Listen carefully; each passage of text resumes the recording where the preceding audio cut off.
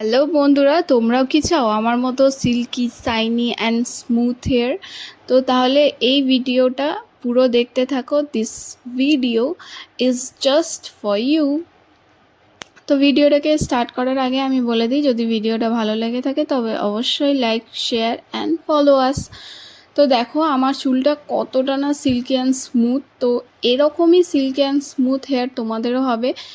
ভিডিওটা ভালো করে দেখতে থাকো। তো ফার্স্টেই যে ইনগ্রিডিয়েন্টসটা নেব সেটা হলো জল। জলের সাথে আমি নিয়ে নেব আমাদের বাগান বাড়ির একবারে তরতাজা অ্যালোভেরা। এই অ্যালোভেরার পাতাগুলো আমি নিয়ে নিয়েছি, দুটো অ্যালোভেরার পাতা নেব অ্যান্ড এটাকে ভালোভাবে এই যে ভেতরে জেলটা থাকে ওটাকে বার করে নেব।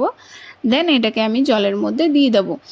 তারপর এই জলের মধ্যে আমি দিয়ে দেবো 3 টেবিল স্পুন ফ্লেক্সিড বা এটাকে বলে তিসি। ঠিক আছে, এরপর এটাকে আমরা গ্যাসের ফ্লেমটাকে ফার্স্টে হাই রাখবো। দেন এটা বয়েল হয়ে গেলে এটাকে লো ফ্লেমে 15 to 20 মিনিটস বয়েল করে নিতে হবে।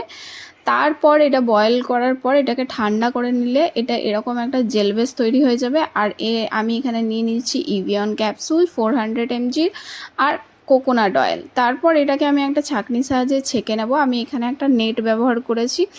এই নেটটার সাহায্যে আমি তিসির যে বীজগুলো আছে বা অ্যালোভেরার যে এক্সট্রা যে মানে যেটা পড়ে থাকবে আর কি, ওটাকে আমি আলাদা করে নেব এই ছাঁকনির সাহায্যে।